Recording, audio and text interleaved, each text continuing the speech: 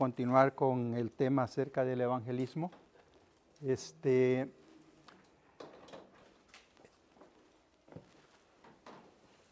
Traigo acá en la presentación ahora una serie de preguntas con sus respectivas respuestas, por así decirlo, con sus citas bíblicas.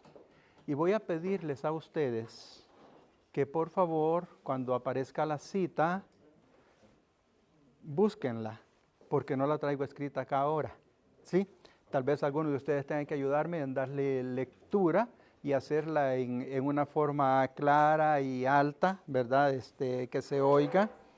Y vamos a estar trabajando en esa forma, ¿ok? Voy a sacar preguntas, algunas preguntas que voy a hacerles antes de la pregunta que traigo acá.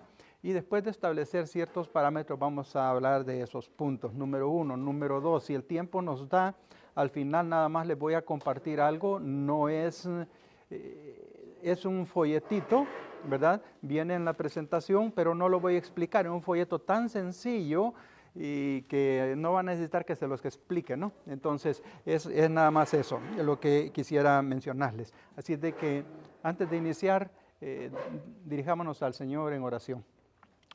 Bendito Padre, alabamos tu nombre. Te damos gracias, Señor, porque solo tú eres el dueño de toda alabanza, de toda gloria. Gracias por tu obra hecha en la tierra. Gracias por el sacrificio de tu Hijo Jesucristo en la cruz del Calvario. Gracias, Señor, por enseñarnos que somos pecadores. Gracias por esa ley que ha hecho su trabajo en llevarnos a Cristo.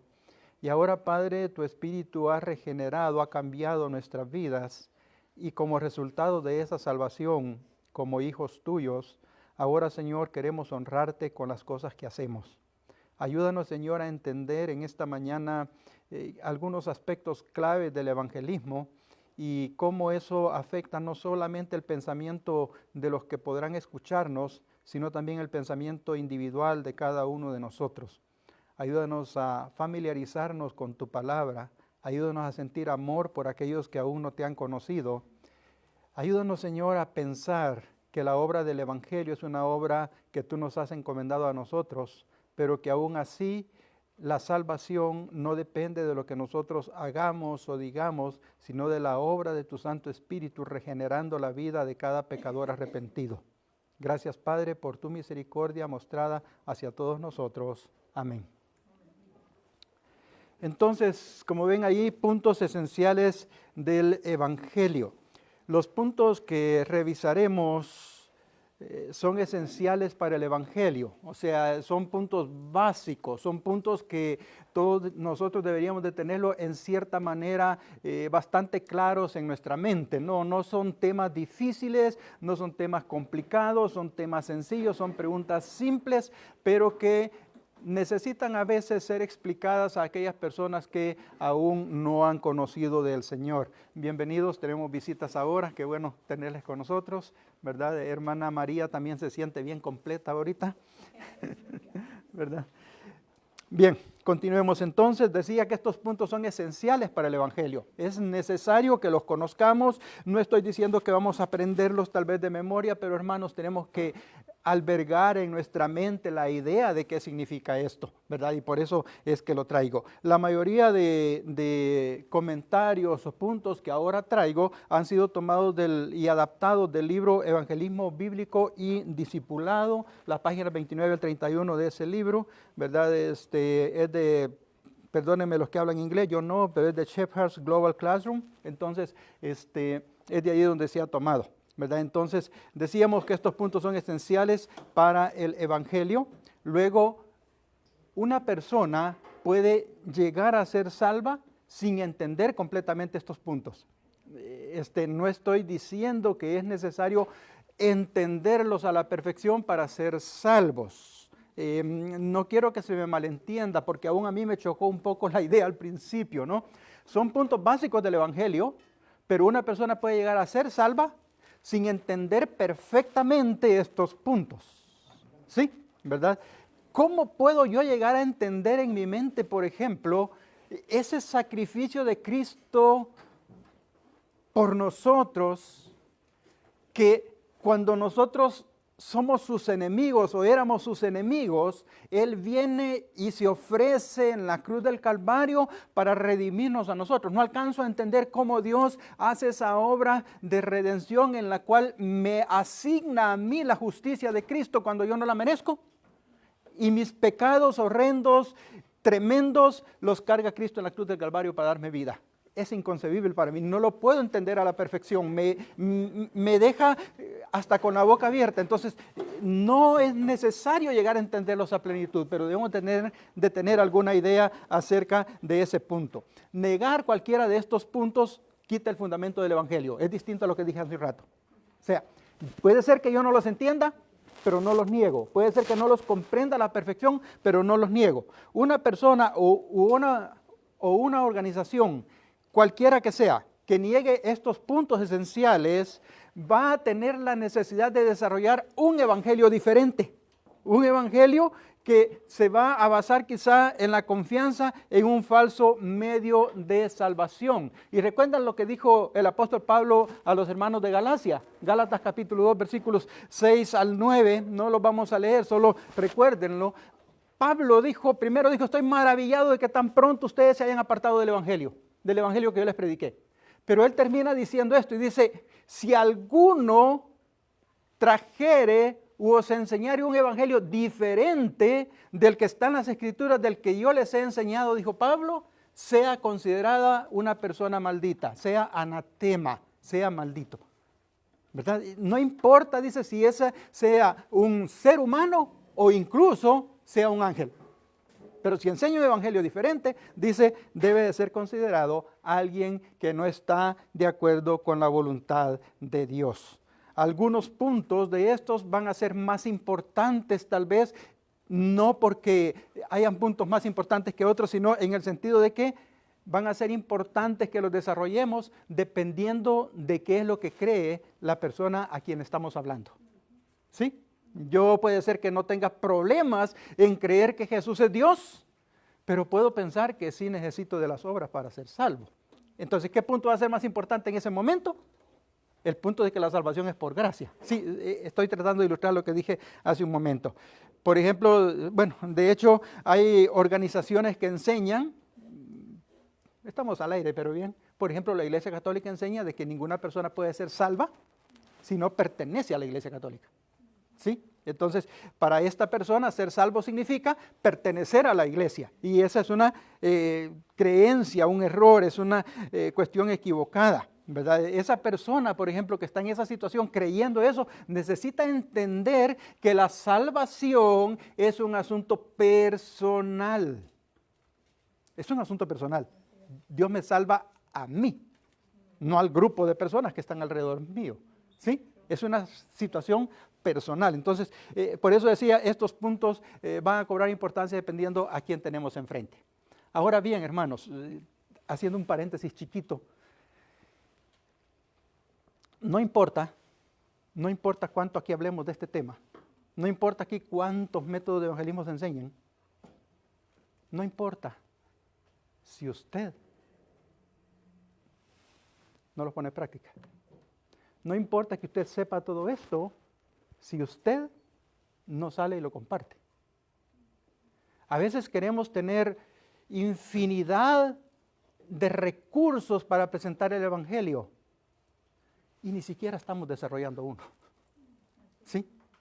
Y claro, esto empieza por una actitud diferente delante de Dios y delante de las personas.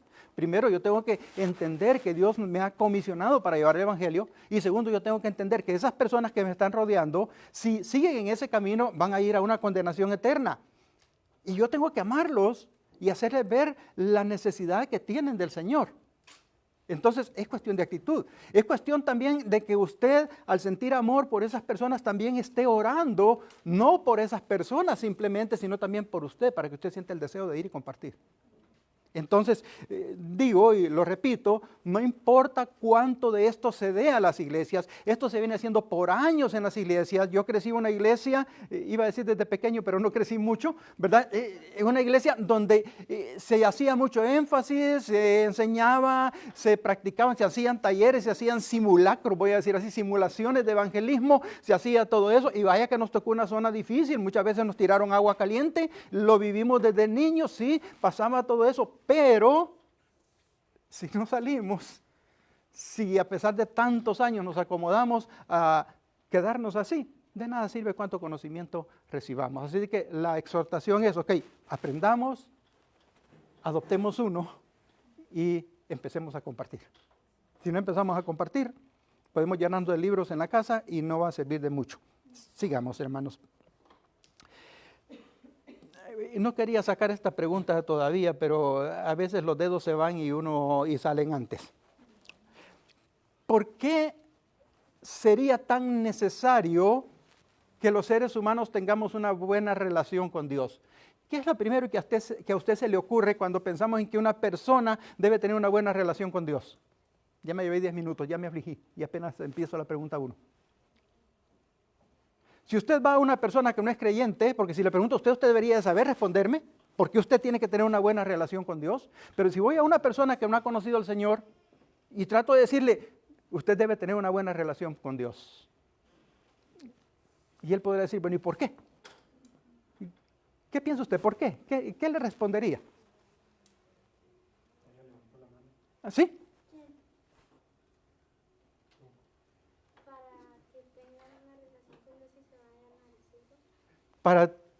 Para ir al cielo, para tener una relación con Dios e ir al cielo, sí, necesitamos tener una buena relación para eso.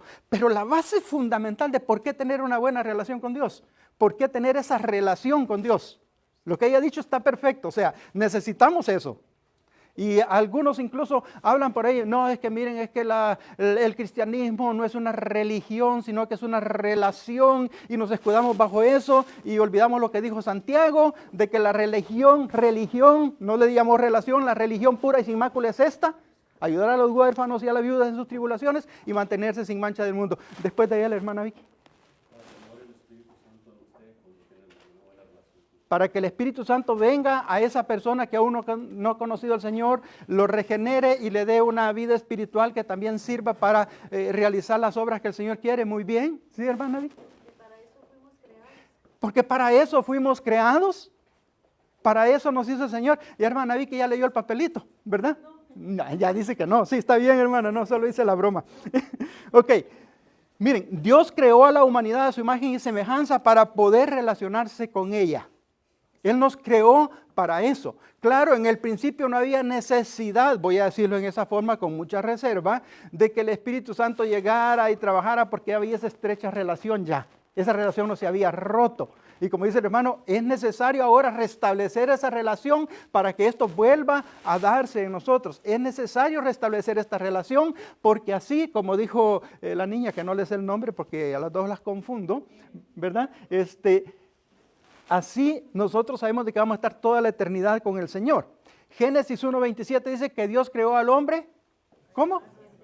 Conforme a su imagen y a su semejanza. Y es, hermanos, porque nosotros no podemos tener una relación con un ser que sea diferente a nosotros. Perdón, lo voy a decir más claro, tal vez lo dije muy general.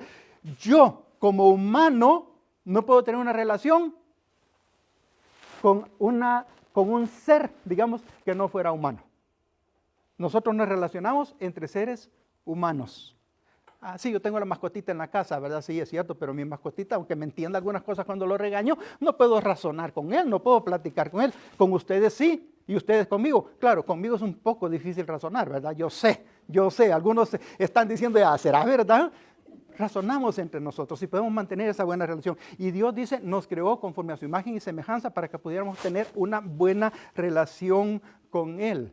Cuando Pablo estaba en Atenas, en Hechos capítulo 17, versículo 24 al 28, Pablo ve todo aquello y Pablo empieza a decirles a ellos, miren, ustedes tienen un Dios no conocido y es el que yo les predico, el creador, el que nos formó, el que nos hizo, que de un solo linaje ha creado toda la raza de los hombres, de un solo grupo. Y Pablo está diciendo, miren, a Él le pertenecen todas las cosas. Debemos tener una buena relación con Dios. ¿Por qué? Porque Él es nuestro creador, ¿verdad? El propósito de nuestra existencia y el objetivo de la salvación es la correcta relación con Dios, que no puede ser correcta y no puede haber una salvación, no puede haber una regeneración si el Espíritu Santo no ha hecho la obra en el corazón de la persona. Juan capítulo 3, Jesús hablando con Nicodemo, porque Nicodemo, bien valiente el hombre, fue de noche a buscarle para que nadie se diera cuenta, y Jesús le dijo, si quieres ver el reino de Dios tendrás que renacer. ¿Y renacer qué? ¿Voy a entrar otra vez en el vientre de mi madre? No, hijo, se nace del Espíritu, ¿verdad? Y el Señor le dice, tendrás que nacer del agua y del Espíritu. El verdadero problema del mundo es que la gente no está en una correcta relación con Dios. Aún nosotros, muchas veces, rompemos esa correcta relación con Dios. Si alguno dice que no tiene pecado, la verdad no está en él y hace a Dios mentiroso. Sí, todos rompemos esa relación con Dios, ¿verdad? Pero ahorita el tema que estamos viendo es evangelismo, no es una exhortación a la iglesia, pero acuérdense de eso. Ok. Ahora bien, Dios nos ha creado, Dios nos hizo. ¿Y será que Dios de verdad nos ama, hermano? Hay mucha gente que piensa que no. Para algunos Dios es un ser que creó todas las cosas y las dejó a la deriva. Él ya no se mete en nada. Todo está sucediendo como tiene que suceder y si algo sucede por ahí, porque Dios en realidad no está al control, ¿verdad? Es la idea que muchos tienen. De hecho, para el mundo antiguo hablar de Dios era bastante complicado. ¿Saben por qué? Porque todos tenían sus dioses y sus dioses tenían ciertas características. Por ejemplo, los dioses eran aquellos dioses coléricos, enojadizos y con las mismas pasiones de los hombres. Si ustedes tuvieran la curiosidad de leer algún libro que no sea la Biblia, no estoy diciendo que no lean la Biblia, perdón, no me vaya a malinterpretar, pero si usted lee, por ejemplo, no sé si en inglés cómo se llame, pero hay un libro que se llama La Ilíada, no sé si ustedes lo han oído. La Ilíada fue escrita supuestamente por Homero, allá por el siglo no me acuerdo, y en la Ilíada se habla de una guerra entre los troyanos y los griegos. Hay un pleito por ahí y empiezan a haber ciertas discusiones y los dioses empiezan a meterse. Pero cuando usted ve a esos dioses, son dioses que han venido y han tenido relaciones con las mujeres, hay dioses que se emborrachan, hay dioses que se pelean, hay dioses que hacen esto, que hacen lo otro y los dioses están peleándose entre ellos. Esa era la idea de los dioses de aquella época y razón tuvo la Escritura cuando hace tanto hincapié en el Dios único y verdadero, el que está al tanto de todo, controlando todo y el que tiene cuidado de nosotros. Si una persona cree que Dios no le ama, o no cree que Dios le ama, que es lo mismo dicho en otras palabras,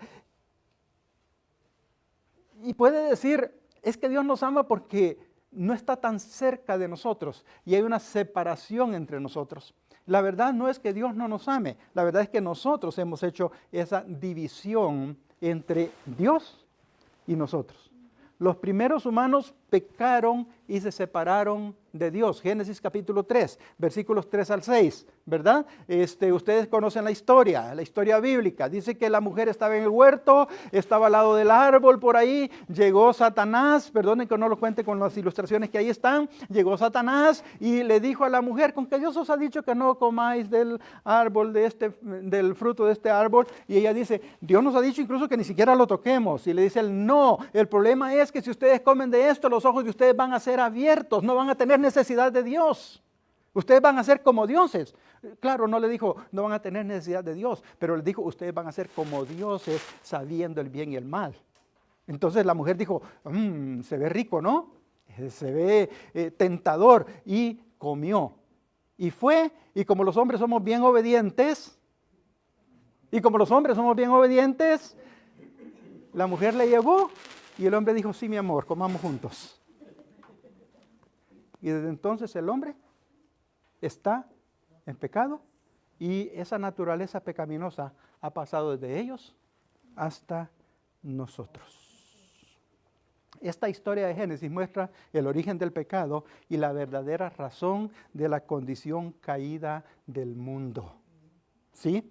El pecado no salió de la nada, el pecado fue causado, humanamente hablando, por el lado humano, fue causada por el hombre, ¿verdad? Dios no creó el pecado, Satanás fue el primero en pecar, indujo a la primer pareja a pecar, ellos fueron tan dóciles al llamado de Satanás y tan rebeldes a la voluntad de Dios, y ahora nosotros hemos heredado también esa condición. El mundo es un lugar de sufrimiento, de dolor, de angustia por causa del pecado del hombre. Sin embargo, Dios todavía se alegra en nosotros cuando nos ofrece vida en Jesucristo, y más adelante lo vamos a ver, dice, mas Dios muestra su amor para con nosotros en que siendo aún pecadores, Cristo murió por nosotros. A pesar de que el mundo no es lo que Dios planeó, por así decirlo, aunque está bajo el control de Dios, Dios todavía sigue trabajando para que la humanidad tenga esa buena relación con Él. Ahora bien, ¿yo hago cosas malas? ¿Qué piensan ustedes? Tengo nombre de profeta, ¿ok? ¿Yo hago cosas malas? ¿Y ustedes? ¿Y esas cosas malas cómo se llaman? Pecado. No son faltas, no son errorcitos, son pecado. Son pecado. Ahora bien, pero ¿y si la persona a quien yo le estoy hablando cree que el pecado no es en realidad el verdadero problema del mundo? O sea, no. Sí, está equivocado. Si la persona cree a quien yo le estoy hablando, no, es que en realidad el pecado no es el problema del mundo, ese no es el problema, los problemas son otros, pero no es el pecado. Hay algunos dicen, bueno, como los seres humanos somos seres sociables o sociales, que es la palabra correcta, somos seres sociales, necesitamos la interacción unos con otros y todo eso, pero en medio de eso se van a dar cuestiones en nuestras relaciones, que vamos a tener diferencias, pero eso en sí no es que sea tan malo, ¿no? De hecho, si usted siente carga por cosas malas que ha hecho, mire, vaya donde un psicólogo porque él le va a enseñar de que usted, ese problema que usted cree que tiene, lo heredó porque a usted lo trataron así cuando chiquito y eso ya lo trae encima y usted ya no se puede quitar eso de encima porque ya es algo que ya aprendió y en su psique, en su alma, en su mente está metido. Y mire, no es culpa suya, el problema no es el pecado. Muchos piensan de esa forma. Entonces, si una persona cree que el pecado es el verdadero problema del mundo, no cree, que el pecado es el verdadero problema del mundo, ¿qué podemos decirle? ¿Qué podemos pensar? ¿Qué podemos responder? Aquí hay respuestas sencillas. Lo que nos dice es que cada uno de nosotros ha nacido fuera de la relación con Dios y comete pecados contra Dios. No, pero el niño bien tierno, bien lindo, ¿verdad? El niño no es un pecador, todavía no ha cometido pecado.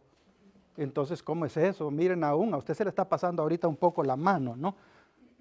No, la Biblia nos enseña de que cada uno de nosotros ha nacido fuera de una correcta relación con Dios. Tenemos una naturaleza pecaminosa que nos acompaña y nos acompañará siempre, porque aún a pesar de haber sido regenerados y que Dios ha puesto su ley en nuestros corazones, que ha puesto su Espíritu Santo en nosotros, aún así la naturaleza pecadora la seguimos cargando y seguimos siendo dominados muchas veces por esa naturaleza pecadora.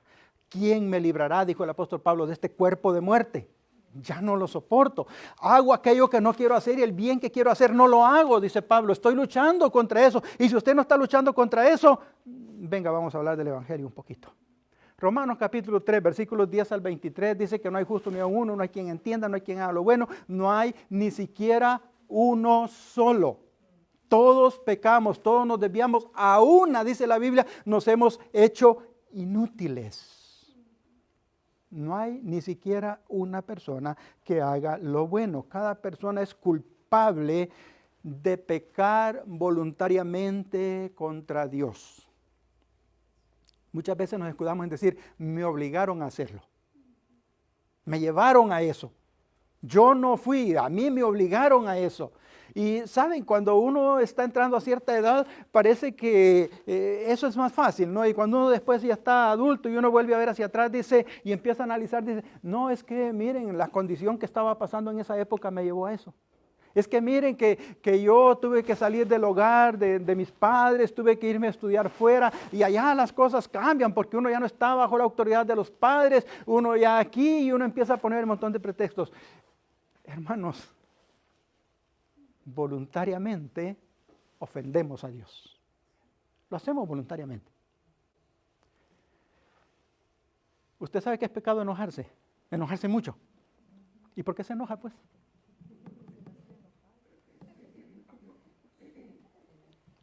Cuando hablo con personas, bueno, mi tía ya murió, y a veces mi tía me veía enojada y me decía, no en balde eres hijo de tu papá. Ella quería decir el apellido, no en balde eres Figueroa. Y en mi tierra los Figueroa son, de cuidado, ¿no? Coléricos, violentos, así como me ven a mí, ¿verdad? Colérico. Sí, y yo le decía a ella, cuando ella me decía eso, ¿y los Galdames dónde se quedaron? Las dos familias eran tremendas, ¿verdad? Las dos familias eran tremendas, pero nos acostumbramos a eso. No, es que ya lo traigo heredado, no es tanto mi pecado. No, que yo así soy y yo no puedo cambiar. No, hermanos, voluntariamente escogemos ofender a Dios. Y no hay una sola persona en el mundo que todo el tiempo haya hecho lo correcto. ¿Sí? Si hubiera el caso, llega la Biblia a eso, si hubiera el caso de que alguien guardara toda la ley de Dios y guardara todos esos mandamientos, no hablemos solo de los 10 si quieren hablar de más, o nos quedamos con los 10, ¿verdad? Suficiente con 10, ¿verdad? Ok, quedémonos con los 10. Dice, si cumplieras la ley, digamos esos 10 mandamientos, pero fallas en uno, ya eres culpable. Ya eres culpable. Y culpable, como dice hermana Valentina, de todos. Ya es tu responsabilidad responder por ese pecado.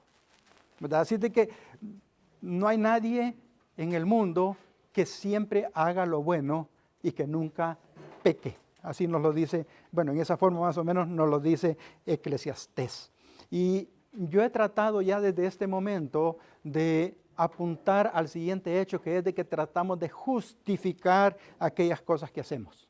Y a veces creemos que delante de Dios vamos a poder justificar nuestras actuaciones. Yo sé que Job estaba siendo probado, no tentado, Job estaba siendo probado por Dios, no por Satanás, por Dios, para demostrarle a Satanás que Job era fiel. ¿Sí me di a entender? O sea, la enfermedad de Job, sí, la ocasionó Satanás, pero era el permiso de Dios. Haz con él lo que quieras, pero vas a cuidar su vida. No puedes matarlo, destruye todo lo que tiene. Lo hizo el diablo, claro que lo hizo. Enfermó a Job, claro que lo enfermó. Pero Job decía en su interior, Señor, yo quiero estar delante de ti para justificarme delante de ti, para demostrarte que yo no he actuado de manera incorrecta, yo vivo rectamente delante de ti. ¿No estaba equivocado Job? En cierto modo no estaba equivocado Job, en cierto modo, porque nadie puede presentarse delante de Dios y decir, nunca te he fallado, Señor, ¿verdad? Pero el punto es que cuando ya Dios le habla y le dice, a ver, ¿qué pasó? ¿Quién es ese que está entenebreciendo todo lo que está diciendo, ocultando el pensamiento correcto? A ver, ¿dónde está? ¿Y qué dice Job? ¿Qué dice Job? De oídas te había oído, mas ahora mis ojos te ven. ¿Y qué dice después? Por tanto, la otra parte no se la han aprendido, ¿no? Por tanto, me arrepiento en polvo y en ceniza. ¿Sí?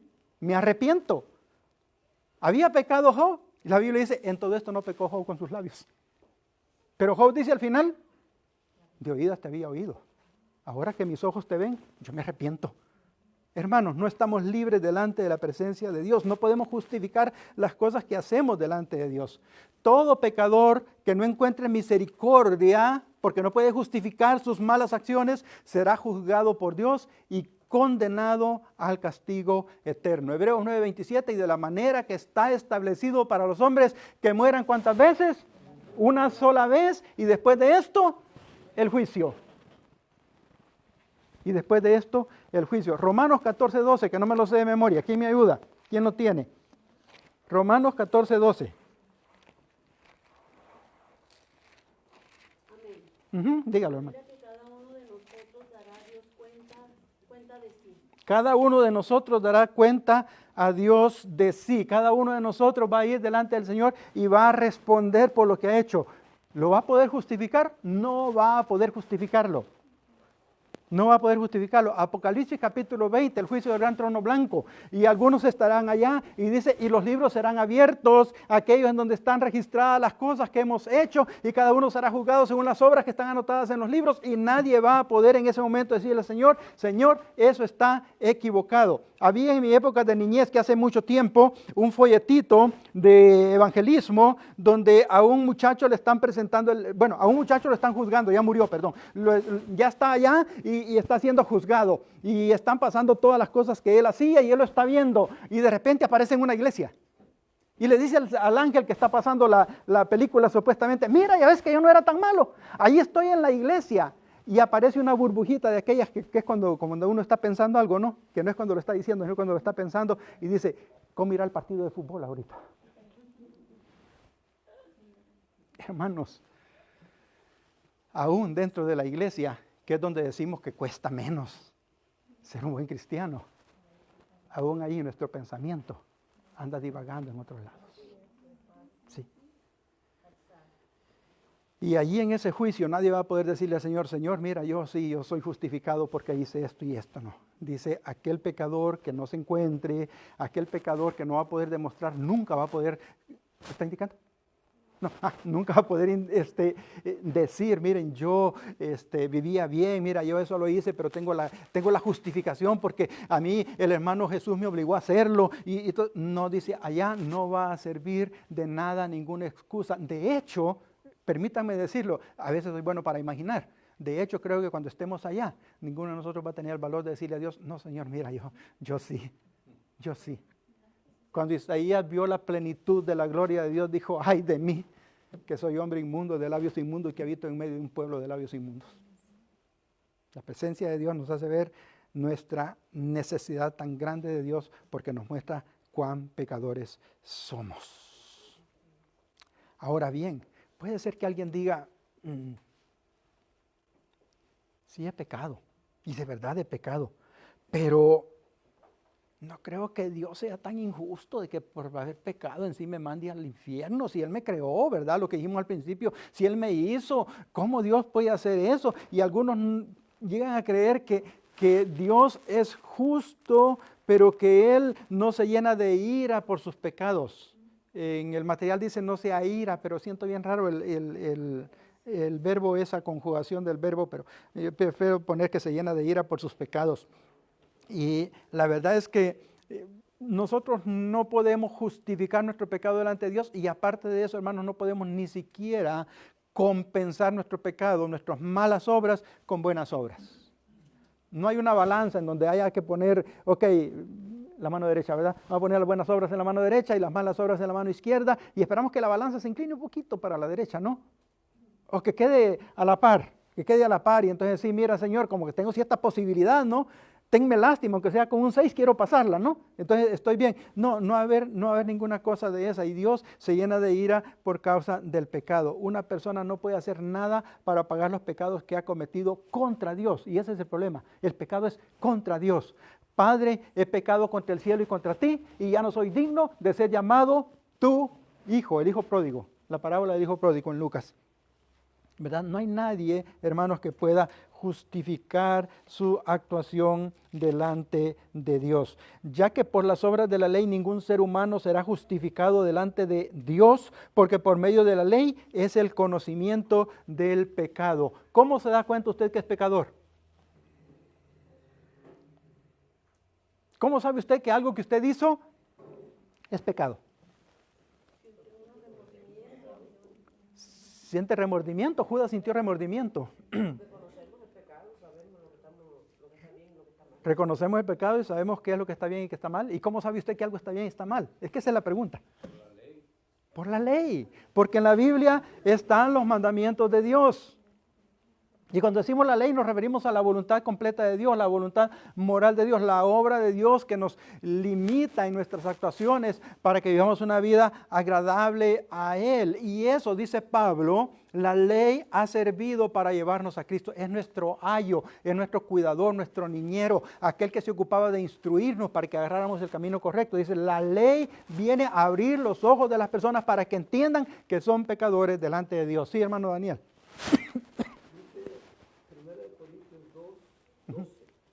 Y nosotros no hemos recibido el Espíritu del mundo, sino el Espíritu que proviene de Dios, para que sepamos lo que Dios nos ha concedido. Lo cual también hablamos no con palabras enseñadas con sabiduría humana, sino con las que enseña el Espíritu, acomodando lo espiritual a lo espiritual. Pero el hombre natural no percibe las cosas que son del Espíritu de Dios, porque para él son locura y no las puede entender, porque se han de discernir Espiritualmente. Gracias, hija. Y es precisamente por eso la necesidad, hermanos, de llevarle el Evangelio a la gente y de que ellos lo entiendan. ¿Por qué? Porque dice que las cosas espirituales se han de discernir espiritualmente.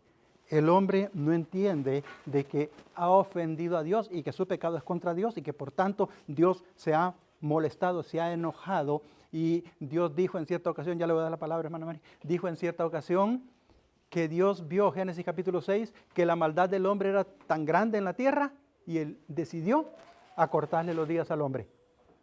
Sus días ya van a ser, ¿cuántos años? 120 años, Génesis capítulo 6 dije, 120 años. Y ya en Salmos dice, 70 años es la vida del hombre. Y en los más robustos, como hermano Carlos, 80. Así es de que yo considero que tal vez llegue a los 65, ¿ok? Sí, hermana María.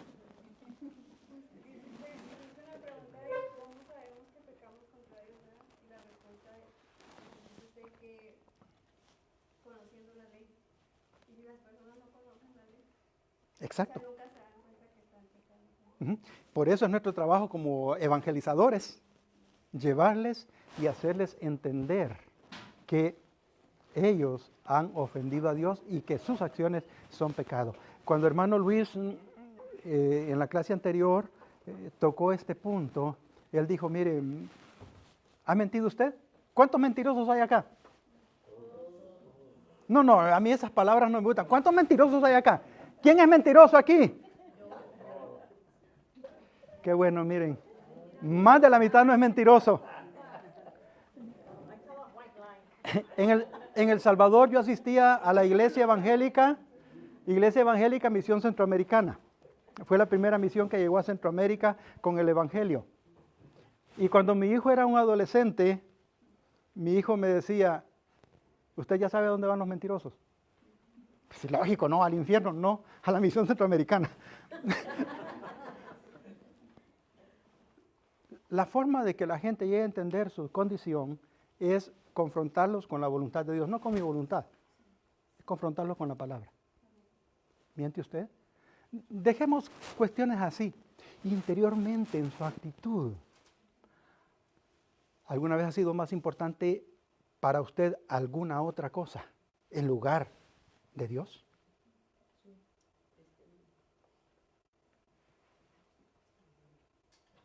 Desde la cama hasta el clima, ¿verdad? Sí.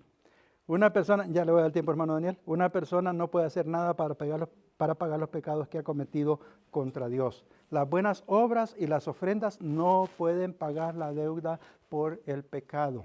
Efesios 2:4 empieza a decir que estamos muertos. Versos 8 y 9, ya conocido de todos, porque por gracia sois salvos por medio de la fe, y esto no de vosotros, pues don de Dios, no por obras para que nadie se gloríe, pero las obras, ¿verdad? Verso 10, porque somos hechura suya, creados en Cristo Jesús para buenas obras, las cuales Dios preparó de antemano para que anduviésemos en ellas. El pecado se realiza contra Dios. Yo ofendo a mi hermano, pero esa ofensa es contra Dios. El hijo pródigo le había dicho a su papá, papá, quiero que te mueras.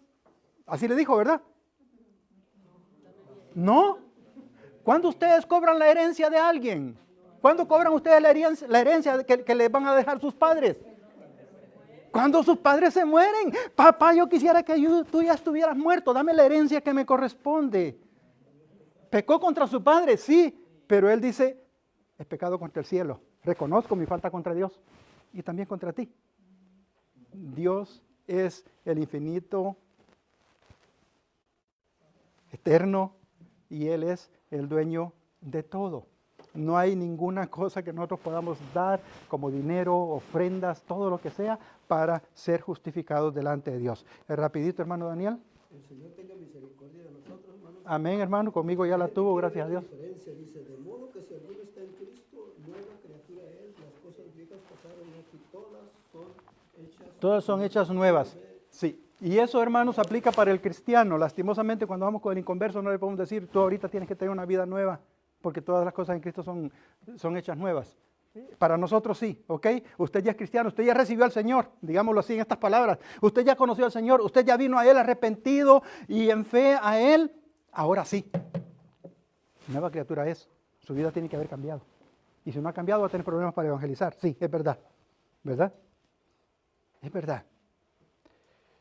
Creemos muchas veces que nuestro pecado puede ser merecedor de perdón. Yo soy pecador, pero no tanto como los demás. Hay otros peores. Miren, yo crecí en una iglesia, en una familia evangélica. Miren qué bueno, en una familia cristiana. Y alguien decía, ¿saben a quiénes cuesta más hacer regresar al camino del Señor cuando se han retirado? Al que ha crecido en la familia del Señor. Sí, a ese es más difícil. Cuando una persona que ha crecido en un hogar cristiano se va de la iglesia, les aseguro que es la persona más difícil para que regrese a la iglesia. Sí, porque lastimosamente, si esa persona se alejó de la iglesia, digamos en primer lugar, si no fue regenerada, lógicamente salieron de nosotros porque no eran de nosotros y aunque sean de una familia cristiana, pero esa persona creció viendo el evangelio, pero creció también viendo la actitud de los hermanos de la iglesia. Y cuando esa actitud de los hermanos de la iglesia no era la que debería haber visto, perdonen, es una escuela dominical, pero me emociono, ¿ok? Si usted cree que puede hacerse merecedor del perdón, hermanos, debe haber una base para el perdón. Y debe haber una base para el perdón. Porque el pecado es grave, ofende grandemente a Dios y Dios es justo.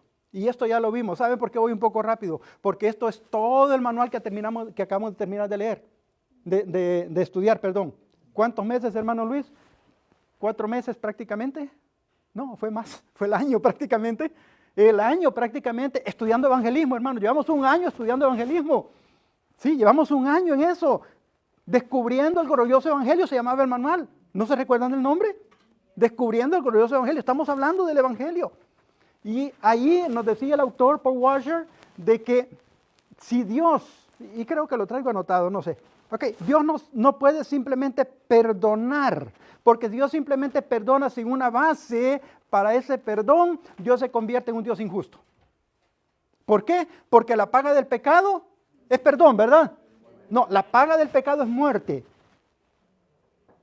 ¿Y quién pagó el precio de la muerte? Jesús. Esa es la base para el perdón. La base para el perdón no es lo que yo soy. No es como yo haya determinado de aquí en adelante seguir. No es porque yo, ahora sí, mire, ya empecé a buscar del Señor y miren, ¿no se han fijado que ya me está saliendo la aureola aquí? No, la base para el perdón es el sacrificio de Cristo. Dios no puede simplemente perdonar si no hay una base para ese perdón. Porque si no, Dios se convierte en un Dios injusto. Y eso lo vimos hace tiempo, lo vimos en ese manual. La gravedad del pecado no parecería importante. Dice el gravedad, ya ven, ya por estar aquí, ya hasta los artículos escribo al revés. La gravedad del pecado no parecería tan importante. Ay, no fue un pecado tan grande, solo fue una mentirita chiquita. En verdad, no fue un pecado tan difícil. No, la Biblia dice que es pecado. Y como dije, si Dios simplemente perdonara, Él se vería como un Dios injusto, un Dios que no cumple ni siquiera con sus mismos estatutos, ni siquiera con su misma ley. Y Él tiene que cumplir eso. Antes bien, dice la Biblia, sea Dios veraz y todo hombre mentiroso. Por eso, hermanos, por esa base para el perdón, es necesario que Cristo hubiese muerto o muriera en la cruz del Calvario. La respuesta a eso es ¿por qué fue necesaria la muerte de Cristo? Jesús, el Hijo de Dios, vivió una vida sin pecado y murió como sacrificio para que nuestros pecados puedan ser perdonados. Conocido de todos, Juan 3:16, Porque de tal manera amó Dios al mundo, que ha dado a su Hijo unigénito, para que todo aquel que en él cree no se pierda, mas tenga vida eterna. Me alcanzó para todos, ¿verdad? Porque de tal manera amó Dios al mundo, que ha dado a su Hijo unigénito, para que todo aquel que en él cree no se pierda, mas tenga vida eterna. Romanos 5, 8 y 9. Mas Dios muestra su amor para con nosotros, en que siendo aún pecadores, Cristo murió por nosotros, pues mucho más, estando ya justificados en su sangre, por él seremos salvos del infierno, de la ira, del enojo de Dios, del enojo de Dios. Claro, la forma de no sufrir la ira de Dios es yendo a estar en su presencia para siempre. El sacrificio de Cristo tiene un valor infinito. No solamente fue en el momento de la cruz, no solamente sirvió para aquellos que habían pecado desde la muerte en la cruz hacia atrás, sino que es efectiva para los que aún después de su muerte íbamos a creer en Él. Tiene un valor infinito. Y estoy hablando ahorita de infinitud en tiempo, pero tiene un valor infinito en cuanto al precio. Porque dice el apóstol Pedro que nosotros no hemos sido salvados con cosas perecederas como oro o plata o piedras preciosas, sino con la sangre preciosa de Cristo, el cual se ofreció como el Cordero sin mancha para darnos a nosotros vida eterna. El sacrificio de Cristo proporciona la base para el perdón del pecado de cualquier persona en el mundo. Dios puede perdonar porque Cristo murió en nuestro lugar. Y como dije al principio, esa justicia de Cristo ahora nos ha sido imputada a nosotros. Ahora, si Cristo solo fuera un hombre, su sacrificio no tendría valor alguno.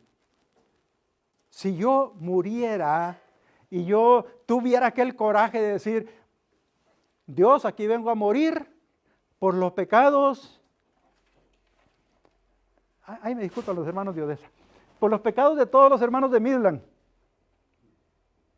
O de todas las personas de Midland. ¿Qué creen que me diría el Señor? No, me diría, ni para pagar los tuyos sirve tu muerte. Ni para pagar los tuyos. Porque tú también necesitas. No os conozco. Apartados de mí, maldito del fuego eterno, no os conozco. Sin la sangre de Cristo derramada en la cruz del Calvario, no habría salvación. Hebreos 9, 22. Sin esa sangre no habría salvación. Y casi todo es purificado según la ley con sangre. Y sin derramamiento de sangre no hay remisión de pecados. Hermanos, no podemos ser salvos de otra manera. Si Cristo no fuera Dios, no podría salvarnos completamente, ¿verdad? Estaríamos todavía en nuestros pecados. Entonces, ¿por qué algunas religiones piensan que la gente puede o debe salvarse por obras?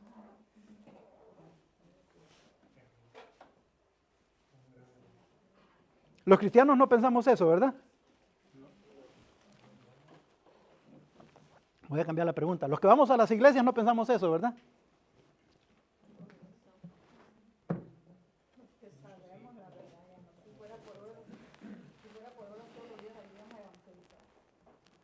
¿Cuántos de nosotros pecamos ahora? Ahora, no digo ahora, hoy, este día. ¿Están así? Hermano Álvarez, por favor. ¿Están así? Sí. ¿Están así? Y si usted muere hoy, ¿a dónde iría a parar? Estoy hablando de cristianos. Si usted muere hoy, ¿a dónde va? ¿Al cielo o al infierno?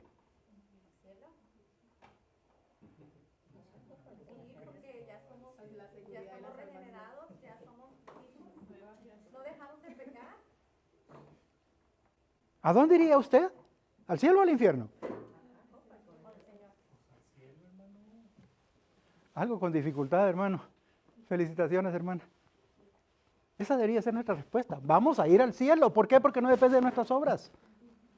No depende de nuestras obras. Si dependiera de nuestras obras, ya no podríamos pensar en que somos salvos. Pero cuando yo hago esta pregunta, y perdonen porque saben que a mí la lengua se me afloja bien fácil, cuando yo hago esta pregunta y ustedes se quedan todavía pensando, digo, mis hermanos están creyendo que se salvan por obras. ¿Por qué? Ay, si el Señor me encuentra en una condición incorrecta ahorita. No estoy diciendo, hermanos, que tenemos permiso de pecar. No estamos diciendo eso. No, la Biblia categóricamente, Pablo lo dijo, en ninguna manera. ¿Qué pues? ¿Perseveremos en el pecado para que la gracia abunde? En ninguna manera, porque los que hemos muerto al pecado, ¿cómo viviremos aún en él? Sí. Ahora, hemos dicho desde el principio que seguimos pecando, sí, seguimos pecando. Pero Dios nos perdona.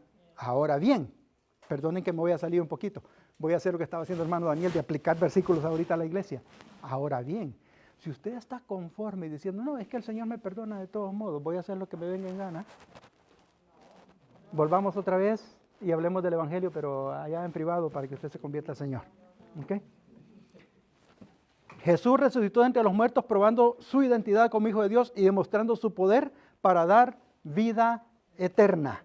Cuando Él murió, y resucitó, la Biblia dice que Él fue declarado Hijo de Dios con poder, ¿verdad? Juan 20, 24 al 28, Jesús se le presenta a Tomás y le dice, mira Tomás, no seas incrédulo, sé creyente, mira aquí estoy, yo mismo soy, mete tus dedos, toca mi costado. Y la respuesta de Tomás, ¿cuál fue? Ah, Señor, si veo que tú eres. ¿Saben cuál fue la respuesta de Tomás? ¿Sí se acuerdan la respuesta de Tomás? ¿No se acuerdan? Le dijo, Señor mío y Dios mío. Él reconoció que el Jesús resucitado verdaderamente era el Hijo de Dios, ¿verdad? La resurrección de Cristo demuestra su identidad como Hijo de Dios. En Apocalipsis 1:18 dice, yo soy el que vivió, el que vivo y estuve muerto. Hablando de su muerte y luego de su resurrección. Él está vivo cuando está hablando de ese mensaje que tienen para las iglesias. Ahora, las sectas niegan la resurrección de Jesús.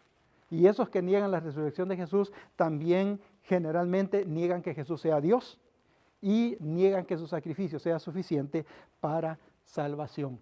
Así es de que es necesario decir, ok, Cristo salva, pero usted tiene que hacer buenas obras. Es más, algunos lo dicen al revés, usted tiene que hacer buenas obras.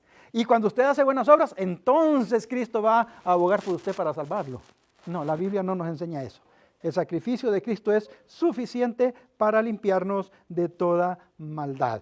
Ya estoy afligido, yo sé que el tiempo ya no me dio.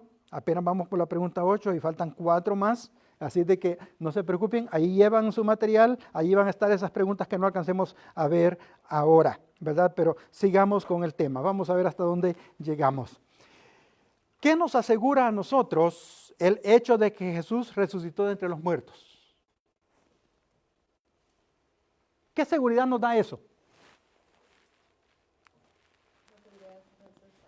¿La seguridad de ser salvos?